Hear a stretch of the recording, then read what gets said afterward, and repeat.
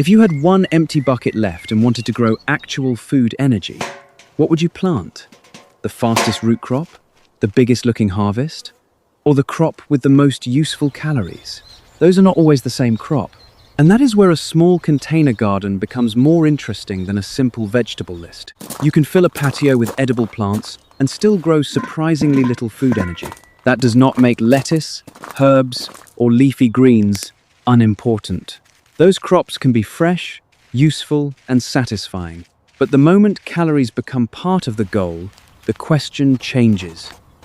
We are no longer asking only, can this plant grow in a bucket? We are asking, what job should this bucket do? And is this crop right for that job?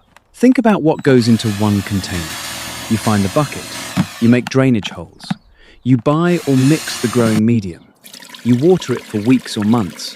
You give it a sunny place that another plant could have used. Maybe you move it when the weather changes. Maybe you protect it from pests. A bucket may be inexpensive, but the growing space inside it is limited.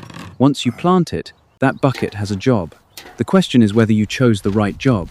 With root crops, much of that job happens where you cannot see it. Leaves can look healthy, vines can spread, stems can stand tall. But the food you are waiting for is developing below the surface. That hidden harvest is one reason root crops are so satisfying, and also one reason they can fool beginners. A beautiful top does not always guarantee a useful harvest underneath. Before we compare crops, there are 4 things I want you to keep in mind. The first is root volume. A container is not just deep or shallow. It is a 3-dimensional growing space, and different crops use that space differently. Some need room for swollen storage roots, some form tubers in the soil around underground stems, some need a long, relatively unobstructed path downward. So, use a big bucket is not a complete answer. The second thing is drainage. Container vegetables need water, but a bucket that stays saturated can become a completely different environment from one that drains freely. Water can fill the air spaces in the mix, and the underground part of the plant can begin struggling before the leaves tell you the whole story. That is why the holes in the bottom or low sides of a container are not a decorative detail. They are part of the growing system. The third thing is the structure of the growing medium. Heavy garden soil may work very differently once you trap it inside a plastic container. It can settle, compact, and drain poorly.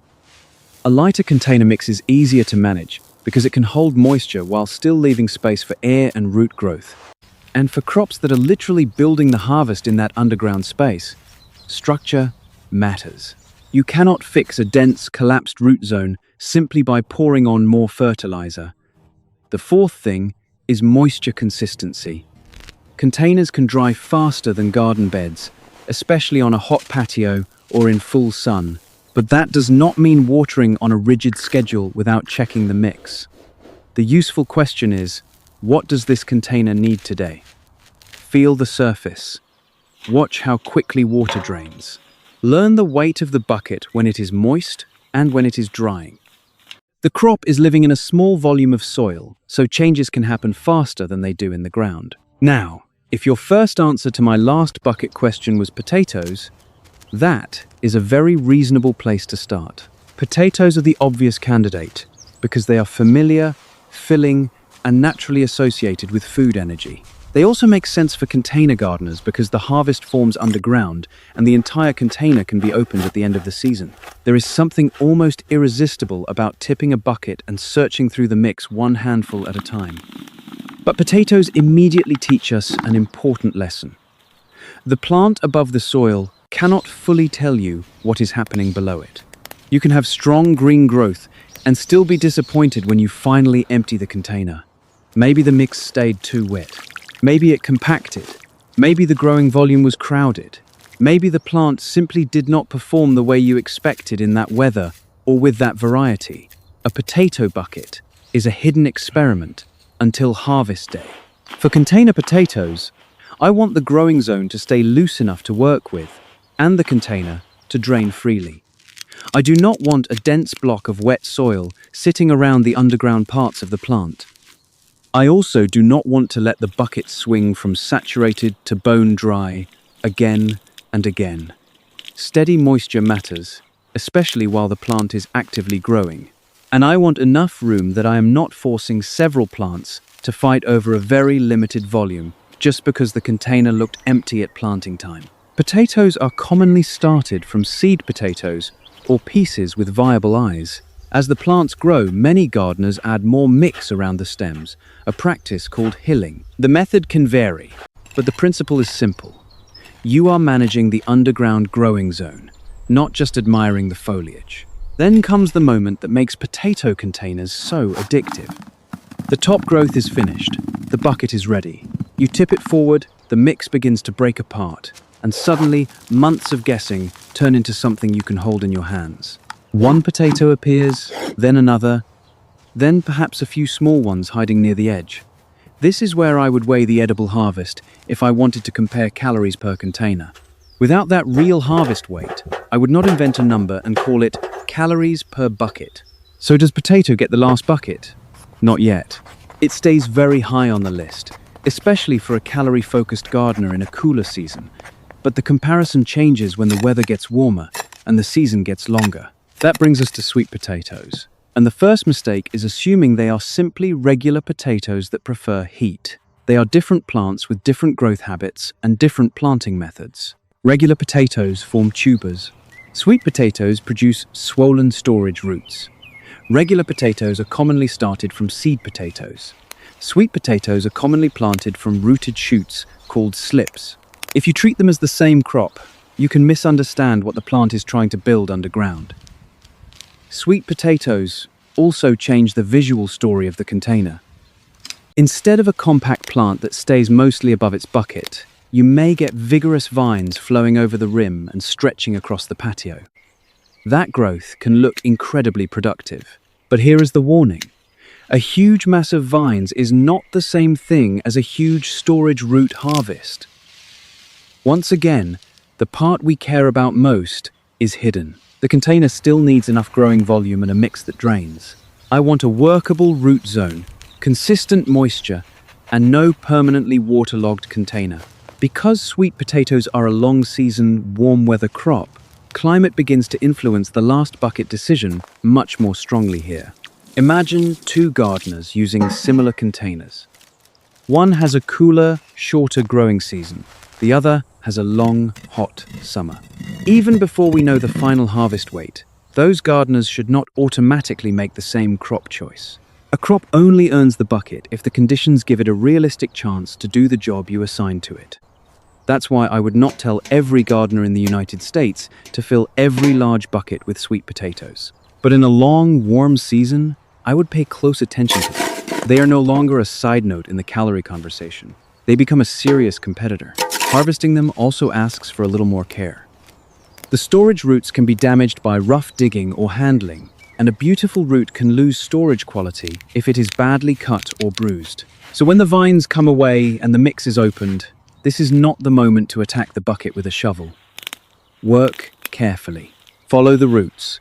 Let the container help you expose the harvest rather than treating the harvest like something you have to fight out of the soil. Notice how our question has changed. We began with calories. The bucket forced us to think about root volume, drainage, soil structure, and moisture. Potatoes showed that healthy foliage does not guarantee the hidden harvest. Sweet potatoes added the length and warmth of the growing season. This is exactly why a calorie chart cannot make the whole decision for you. The food in your hand has a nutritional value.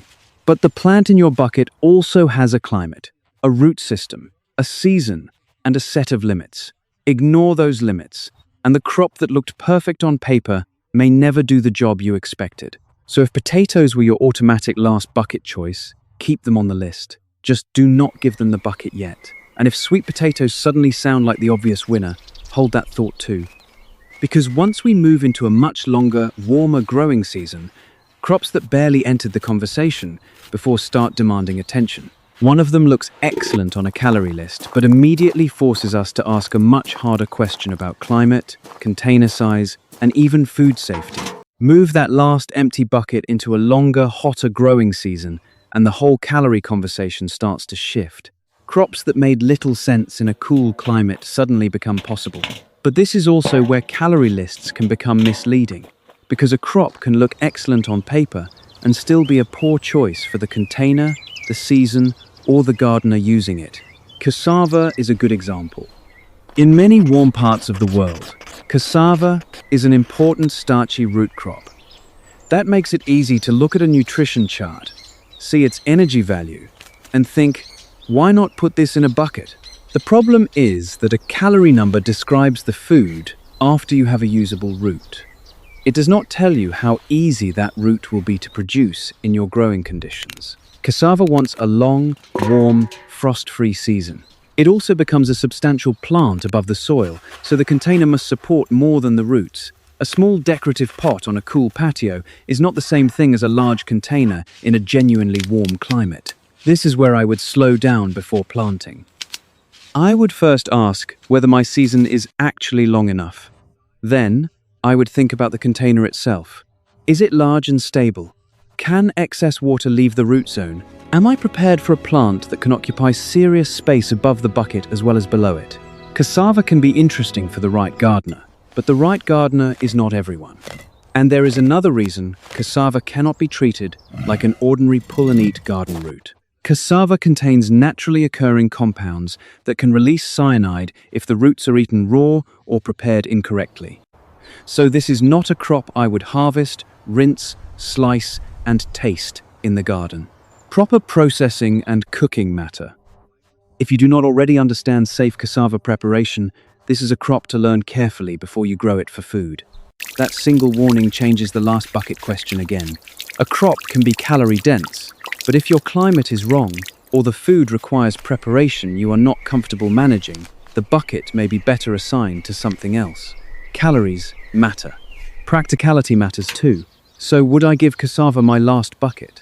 In a long, warm, frost-free growing season, with a large enough container and a clear understanding of safe preparation, I would take it seriously. For a broad beginner audience across the United States, I would not make it the automatic with a lotomatic recommendation.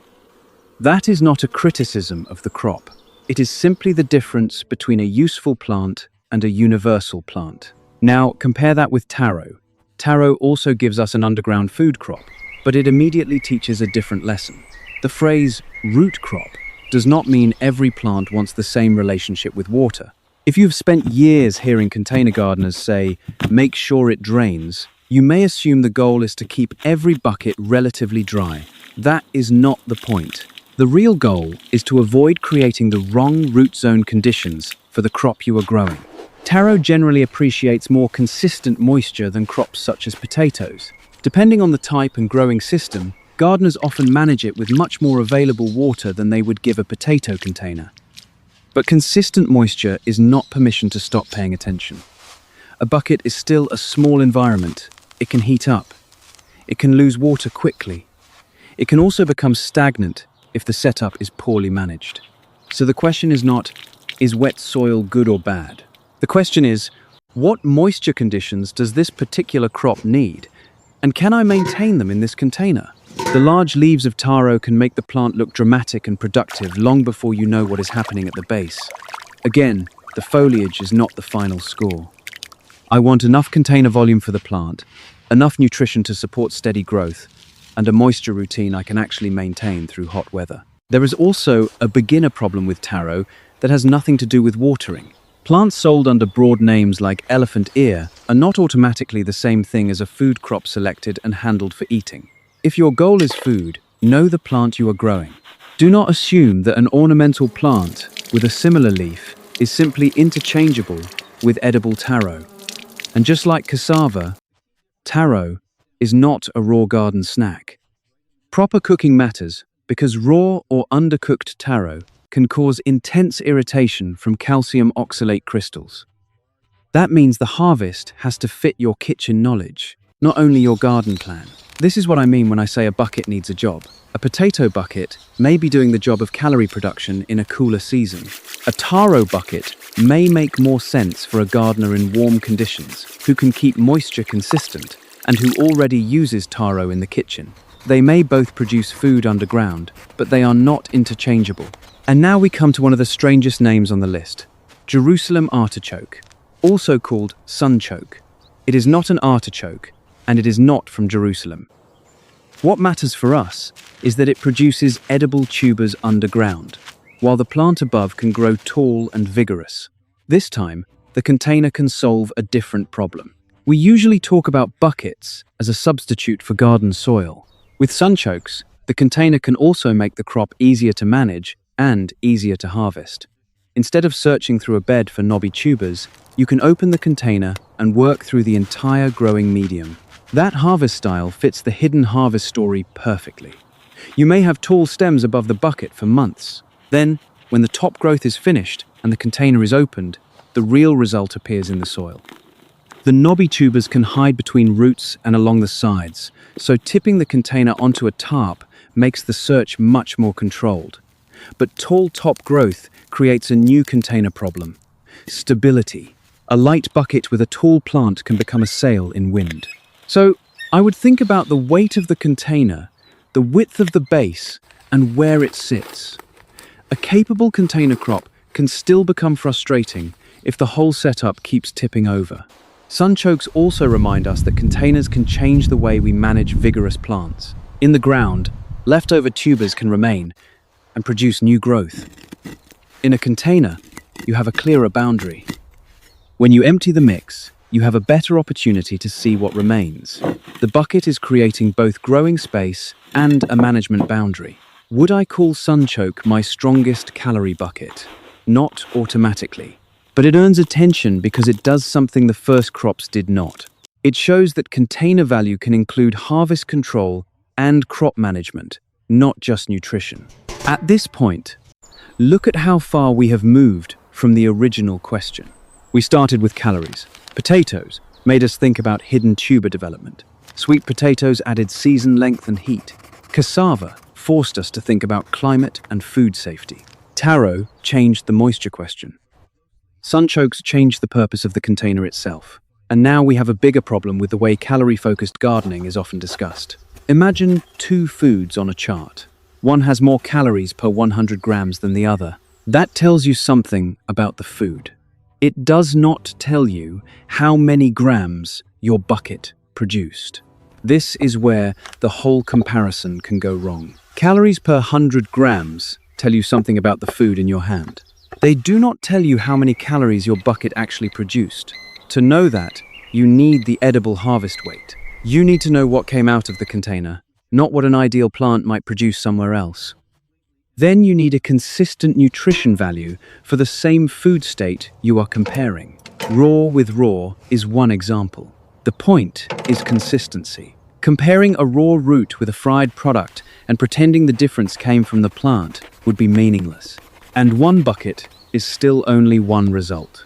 A single container can teach you a lot, but it is not a universal yield guarantee. Variety, weather, sunlight, container size, soil structure, watering, and pest pressure can all change the outcome. So if I wanted to compare my own buckets honestly, I would label the crop and variety, record the container size, weigh the edible harvest, and note the season. Then I could calculate the approximate food energy produced in that specific container using reliable nutrition data. Without that harvest weight, I can discuss calorie density, I can discuss crop roll, I can discuss container suitability, but I should not pretend I know the calories produced by the bucket. That distinction is about to become even more important, because the next roots on our list are not here to beat potatoes on a calorie chart. They are here to show us something more useful. The shape of a root can become a record of what happened inside the container. And once you learn to read that record, a crooked carrot, a short parsnip, or a crowded beet stops being just a disappointing harvest. It becomes evidence. The soil, the spacing, and the moisture have been writing the story underground the entire time. That record is easiest to read in a carrot. A carrot does not need to beat a potato in a calorie contest to deserve a place in this conversation. Carrots force us to separate two questions people often mix together: how much energy is in the food, and how well the crop used the container you gave it. If I place 100 grams of two foods on a scale, a nutrition database can help me compare the energy in those foods. But the bucket never promises to produce 100 grams. It might produce more, it might produce less. And if I did not weigh the edible harvest, I do not know the total food energy that came out of that container. So the honest way to think about calories per bucket is simple. Weigh the edible harvest from that container, then use a reliable calorie value for the same food state you are comparing. Keep the comparison consistent. Record the crop and container size, and remember that the number describes that result. It is not a guarantee for every gardener using a similar bucket. That is less dramatic than a fixed calorie promise, but a real measurement gives you something useful to compare next season. Now, look at the carrot in your hand. A straight, smooth root can make the whole crop look easy. Sow, seed, water, wait, pull. But a forked or twisted carrot often tells a more interesting story. Carrots and parsnips need room for their roots to develop, and thinning matters because crowded seedlings compete for that space. The root is also responding to the physical conditions around it. When the growing zone is difficult, the harvest may come out short, twisted, forked, or different from the clean shape you imagined. That is why a deeper bucket is not automatically a better carrot bucket. Depth only helps if the root can use it. If the mix has hard clumps, stones, compacted layers, or a dense section the root cannot move through easily, extra depth below that obstacle does not solve the problem. Think of it like a tall hallway with a locked door halfway down. Extra space beyond the obstacle does not help immediately. A carrot root responds to the growing zone directly in front of it. For carrots, I would start with a loose, workable mix and choose the container with the mature root shape in mind. A shorter carrot variety and a long-rooted variety are not asking for exactly the same underground path. I would sow directly into the container, and once the seedlings are established, thin them so the remaining plants have room to develop. Thinning feels wrong when you are new. You worked hard to get seeds to germinate, and now I am telling you to remove healthy little plants. But keeping every seedling is not automatically more productive. Sometimes it simply turns one good root zone into a crowded argument. Moisture matters too, but think about quality as well as survival. Water stress can contribute to woody carrots, while excessive moisture can also create quality and rot problems. The goal is not to make the bucket constantly wet. The goal is to avoid forcing the crop through repeated stress if you can manage the moisture more evenly. Then, when harvest day comes, do not treat a strange-looking carrot as useless information. Put a straight root beside a forked one. Look at the length. Look at where the root divided. Look at whether several carrots were packed tightly together. The harvest is giving you clues. With carrots, the root can become a record of what happened in the soil. That is why carrots stay on my list, even though I would not call them my calorie anchor. They teach a container gardener how to read the underground environment, and a mistake exposed by one carrot can improve the way I grow other crops. Parsnips take that lesson and add something carrots do not teach quite as strongly: patience. At first, carrot and parsnip containers can seem similar. Both are direct-seeded root crops. Both need thinning so roots have room to develop. Both benefit from a suitable root zone. But parsnips make you respect the calendar in a different way. This is not the bucket I choose when I want instant satisfaction. It is a bucket I plan for, and that changes how I value the space. Remember that every bucket needs a job. Radish may be assigned speed. Potato may be assigned calorie production. Parsnip can be part of a cool season plan, where I am willing to let a long root develop and think about when I want to harvest it. So, I have to be honest before I sow. Am I willing to commit this container to parsnips for the time the crop needs? Do I have a suitable cool season window? Is the container deep enough for my variety? Can I keep the seedbed from drying carelessly during establishment? Those questions matter, because a bucket is not just soil. It is time occupied in a sunny location. Parsnips also reinforce the importance of thinning. When seedlings are crowded, giving every plant a chance to remain can mean giving none of the roots the room you intended.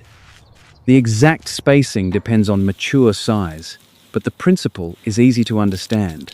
Underground crops still compete for physical growing space. Carrot teaches you to read the shape of the root. Parsnip teaches you to respect the calendar. And now, beet changes the lesson again. Beets are not here because I expect them to defeat potatoes or sweet potatoes in a calorie-first comparison. Useful does not have to mean calorie champion.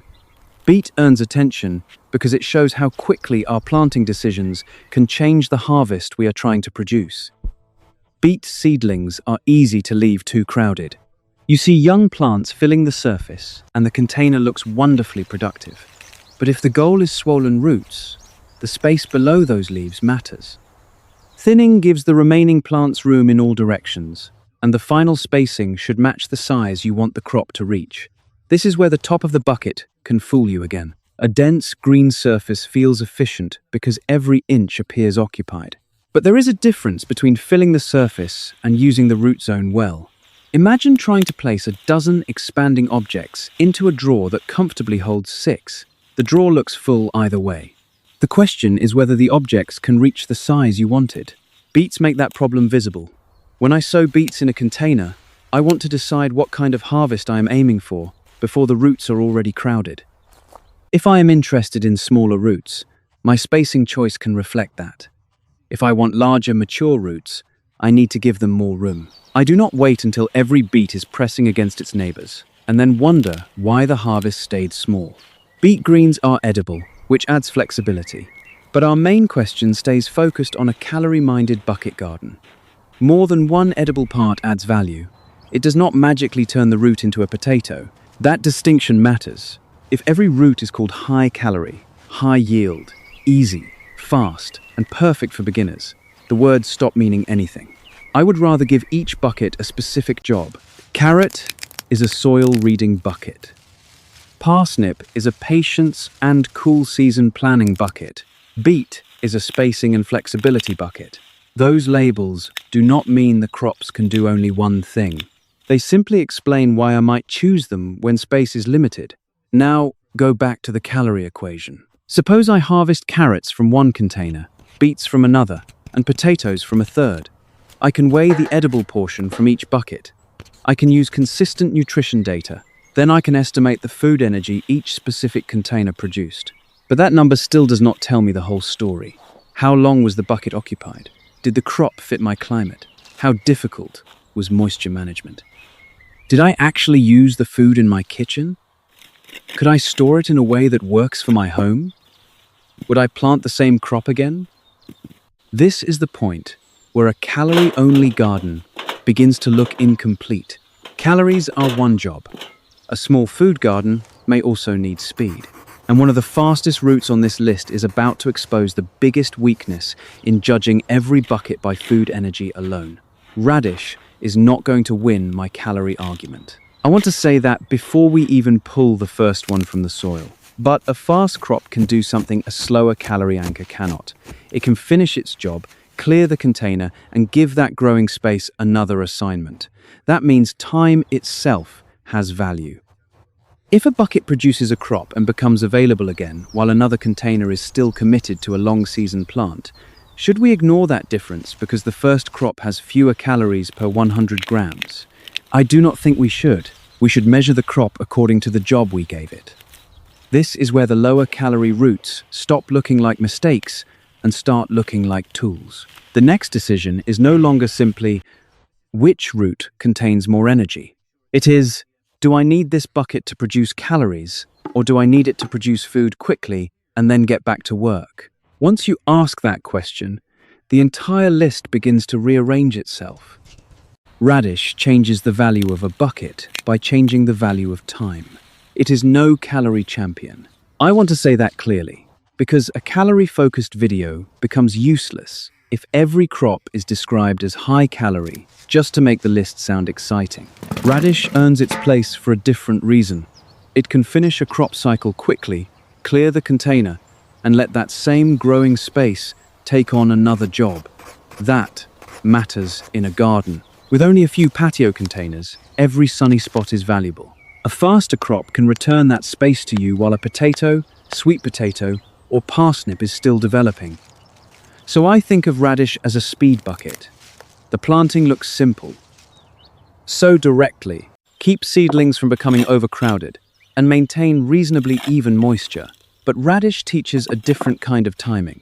Leave some types too long, or let heat and stress push quality in the wrong direction, and the root can become pithy, tough, or less pleasant to eat. The advantage of speed only matters if I pay enough attention to harvest while the crop is still useful. That is one reason succession sowing can make sense. Instead of crowding every seed into one bucket, I can sow a manageable amount and repeat later in my season. Now the container is not trying to produce the maximum calories in one harvest. It is doing a different job, giving me food sooner and potentially returning the space for another crop. A fast crop can clear the container and give the space another assignment. If I judge radish only against potato by calories per 100 grams, radish loses immediately. But that comparison ignores time. It ignores how long the container is occupied and the possibility of using the same growing space again. Would I give my last calorie bucket to radish? No. Would I deliberately include a radish bucket in a small self-sufficiency garden? Under suitable cool season conditions, yes, because speed is a legitimate job. Turnip looks like it belongs in the same conversation, but I would not give it the same label. Turnip is my flexibility bucket. The root is useful, and the greens can also be edible. That does not make turnip a magic calorie crop. It simply means one plant can contribute food in more than one way, depending on the variety, harvest stage, and how you actually cook. That flexibility matters because self-sufficiency is not a spreadsheet contest. You can grow a mathematically perfect crop and still waste it if nobody wants to eat it.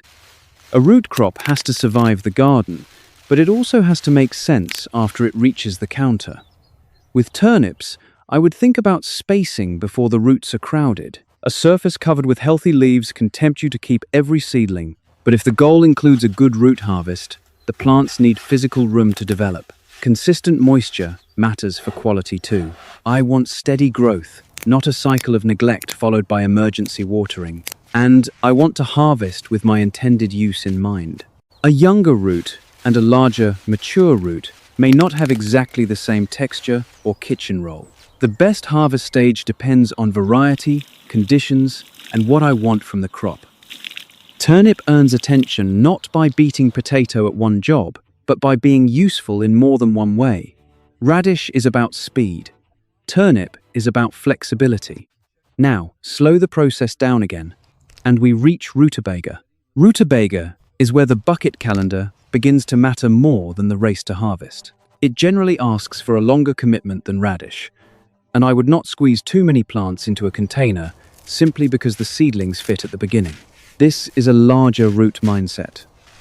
When I look at young rutabaga seedlings, I try to imagine the mature root, not the tiny plant in front of me. That habit is useful with almost every underground crop. Plant for the size you are trying to grow, not the size the plant happens to be today. The bucket needs enough width and volume for the plants I keep. The crop benefits from reasonably uniform moisture, and I do not want long water stress followed by heavy watering. The point is to reduce the extremes I can control. Rutabaga also makes me think about cooler season food and storage. I am no longer asking only, how soon can I pull a root?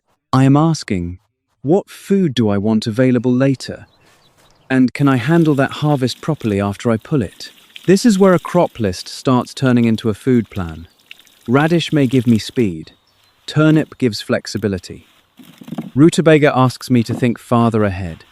Two roots can belong to the same broad group of cool season crops and make completely different demands on my bucket calendar. And then there is celeriac. Celeriac is probably not the crop most people expect near the end of a calorie-focused root list. That is exactly why I want it here. It is not my calorie anchor. It does not replace potatoes. I include it because a self-sufficiency garden is also a kitchen plan and a storage plan. And celeriac forces us to think beyond the moment of harvest. The plant develops a swollen, edible base that looks rough and knobby compared with a smooth beet or carrot. It may not be the prettiest root on the table, but appearance is not the job. The first question is whether I actually use celeriac in my kitchen. Do I add it to soups, mash it, or roast it in a way that makes me glad I gave it a container? If not, a theoretical storage advantage does not help me. Food you never eat has no practical calorie value to your household. Celeriac is also not a quick replacement for radish. It asks for time, steady care, and enough growing room for the swollen base to develop. I would not crowd the plants and then blame the crop for staying small. I would keep moisture reasonably consistent and think of the bucket as a longer investment. Then, at harvest, the conversation changes again. The rough root comes out of the soil, and now I have to decide what happens next. Do I use it soon? Do I have appropriate cool storage? Do I know which roots are damaged and should be used first? Am I growing more than my household can realistically handle? Celeriac is here to make one point very clear. A food garden does not end at the garden gate. Now we have all 12 crops, and here is the part that surprises people. I would not plant one bucket of each. A list is not a food plan.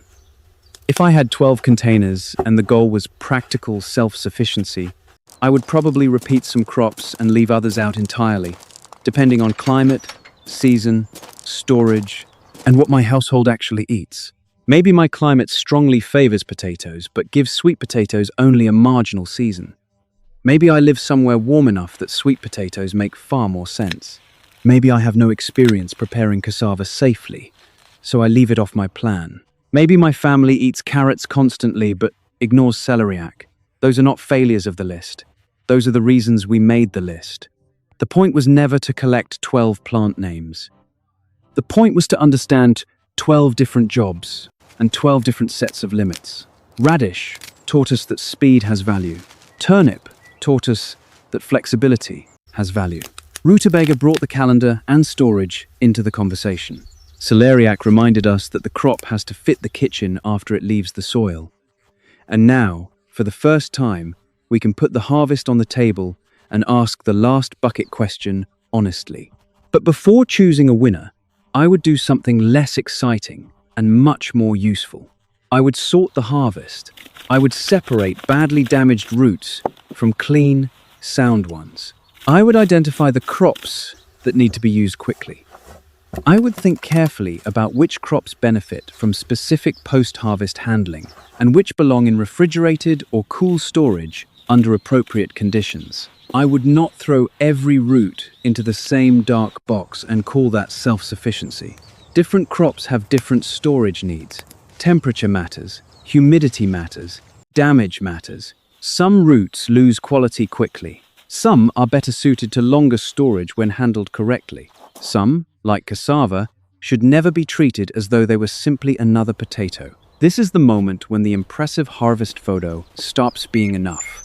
Once the buckets are empty and the roots are on the table, the last bucket decision stops being a gardening question alone. Now, storage, damage, climate, and the way you actually eat all get a vote. And that is where the real final comparison begins. Because the best bucket crop is not necessarily the plant with the highest calorie number, the fastest harvest, or the largest pile on camera. It is the crop that successfully performs the job you needed that container to do. So now I want to take these 12 crops, remove the excitement of the harvest reveal for a moment, and make 3 practical decisions. One for a cooler climate, one for a long warm season, and one for a beginner who wants a calorie-focused place to start. The last bucket is finally about to get a crop. Then the harvest reaches the table, and the first thing I want to do is slow down. This is where a bucket garden can become dishonest without anyone intending it. The soil falls away, the roots look impressive, and suddenly the size of the pile becomes the whole story. But if my goal is practical self-sufficiency, I need to ask a quieter question. What did this container actually give me?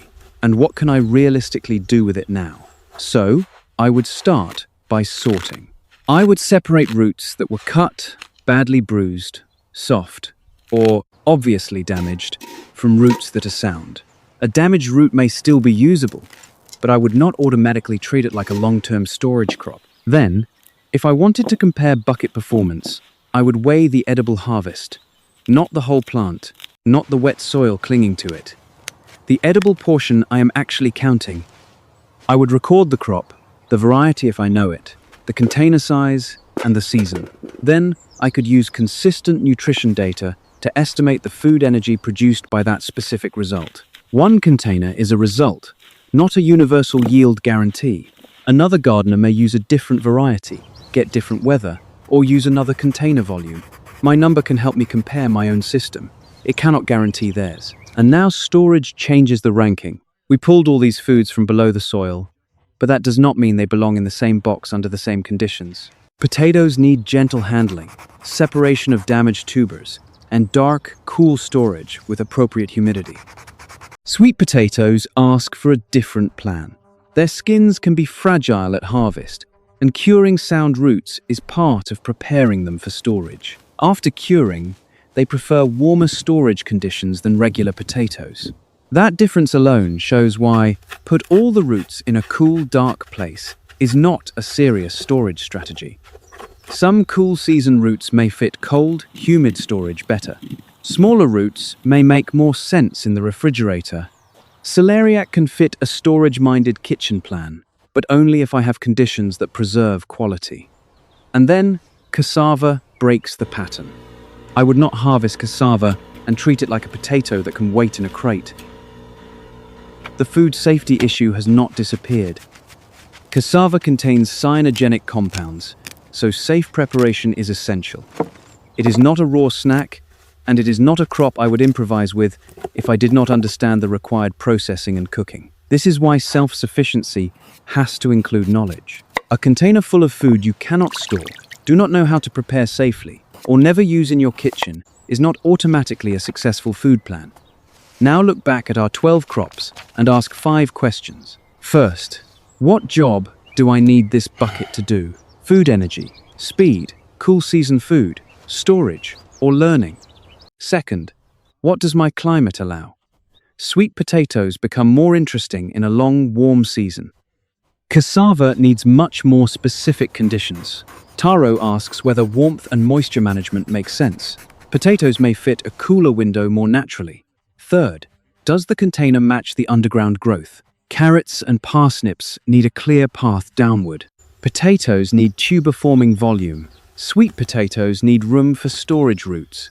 Width and spacing matter too. Fourth, can I manage the moisture this crop needs? Small soil volumes change quickly, and taro, potato, radish, and carrot do not all respond to the same moisture pattern in the same way. And fifth, what will I do with the harvest? Will I actually eat it? A crop can look exciting in the garden and still be a poor food choice for my household. Food I do not use is not helping my self-sufficiency goal. So now I am ready to answer the question we have carried through every bucket. If I had one container left, what would I plant? The honest answer is that there is no single winner for every gardener. Change the climate or change the job, and the last bucket answer changes with it. For a calorie-focused gardener working in a cooler growing season, potatoes would be very hard for me to ignore. They are familiar in the kitchen, have a clear food energy role, and teach useful lessons about moisture, growing volume, and hidden harvests. I would still choose a suitable variety and weigh the edible harvest before claiming calories per bucket. But for calorie-focused food in a cooler window, potatoes stay near the top of my list. So the first last bucket goes to potato. Now, give me a long, warm, growing season, and my answer changes. This is where sweet potato becomes much harder to ignore.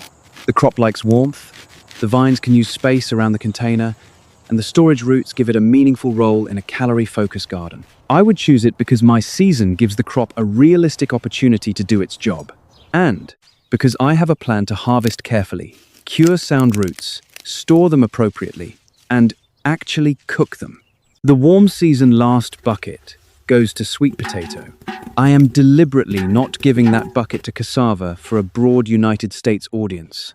In the right climate and experienced hands, cassava deserves attention. But it asks for a long, frost-free season and safe preparation knowledge. Those limits matter. Now, we come to the beginner. A complete beginner says, I have one bucket, I want to learn, and calories still matter. Where do I start? My answer returns to potatoes. And yes, potatoes appear twice. That is not because I ran out of crops. It is because a useful decision system is allowed to return the same answer for two different reasons. For the cooler season calorie gardener, potatoes fit the job. For the beginner, they teach hidden harvest thinking directly. You manage drainage, limited soil volume, and moisture, then open the bucket and finally see the underground result. If the harvest disappoints you, you can ask better questions. Was the container crowded?